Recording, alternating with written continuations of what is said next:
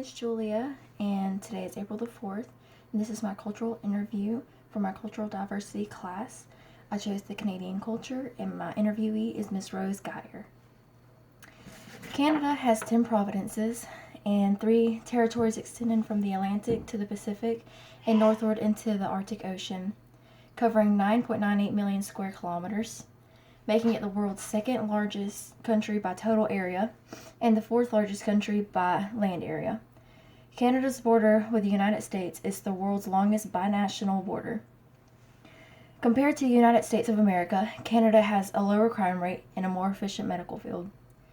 The majority of the country has a cold or severely cold winter climax, but the southern areas have a more decent, warmer summer.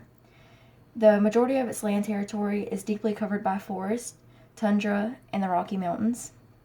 Canada is very urban, with 82% of the 35.15 million people concentrated in the more medium-sized cities, many near the southern border. 1/3 of its population lives in the 3 largest cities, Toronto, Montreal, and Vancouver. Its capital is Ottawa, and other major urban areas include Calgary, Edmonton, Quebec City, Winnipeg, and Hamilton. Canada has an abundance of natural resources, including minerals, coals, hydropower, and wildlife such as the American bison, Arctic hare, Canadian lynx, reindeer, moose, and the mountain lion. Minerals and elements mined in the country are iron ore, silver, copper, nickel, and gold. Other natural resources include fish, diamonds, and potash. Some common points of interest include the Banff National Park, Canadian Rockies, and the CN Tower, which is famous for its revolving restaurant. Miss Rose is the daughter of a Holocaust survivor. She is very creative and intelligent and loves abstract art and hockey. She enjoys traveling in between Canada and the United States with her partner and her two dogs, Sam and Joey. They enjoy spending time with their families along the way and making memories at their favorite places, such as the beach or the lake, the park, and their South Carolina home away from home. Herself and her partner also enjoy wine tasting and trying new foods. Her most recent out-of-country trip was to Norway, where she enjoyed the lakes, waterfalls, and viewing art. During my interview, I asked a series of questions on various topics, such as taxes, family life, healthcare, government, and education.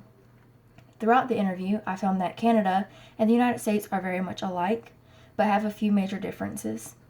According to Rose, taxes are higher in Canada, but they earn a higher wage than the average successful American.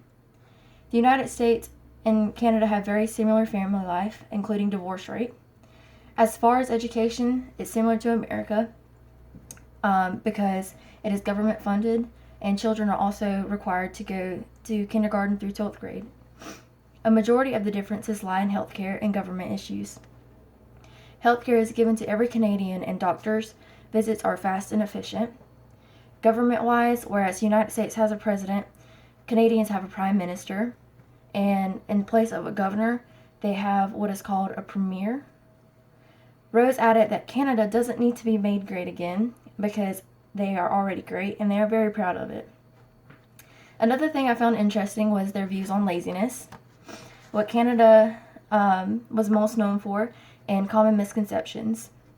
According to Rose, Canadians look down on laziness and find it very embarrassing to the families. Before the interview, I had no idea what Canada was most known for. I found through Rose that a Canadian actually created insulin. I was very impressed by that fact, and I also enjoyed that she added that Canada was well known for the famous athlete Terry Fox. He was a cancer activist and an amputee who embarked on a cross-Canada run to raise money for cancer research. Rose said that the most common misconception for the Canadian culture is that they all say A, and they all live in igloos. As far as holidays, Rose informed me that many of the holidays we celebrate in America, they celebrate in Canada. She also said that much like America, Christmas is one of the biggest holidays. I personally was curious to know what types of work the typical Canadian does. Rose stated that it all really depends on which province they are from.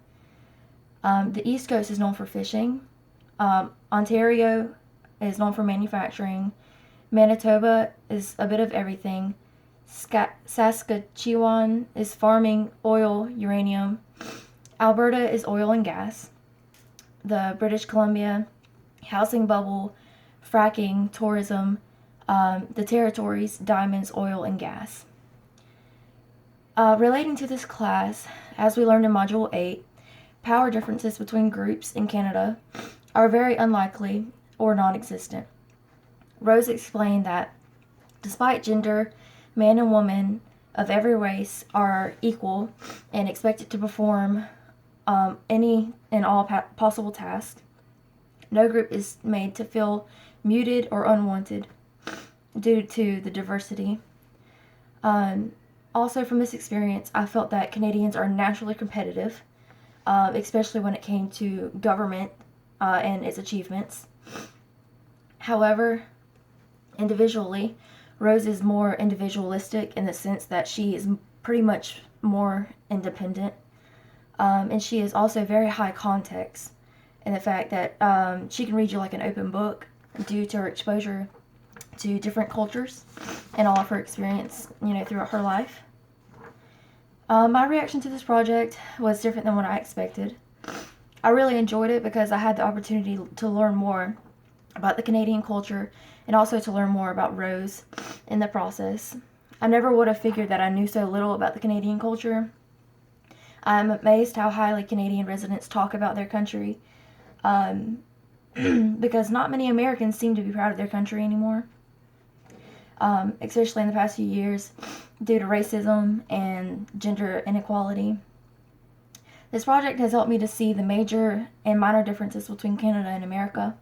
After learning more about Canada, I would consider moving there in the future, but for now, I look forward to learning more until that day. Thank you, guys.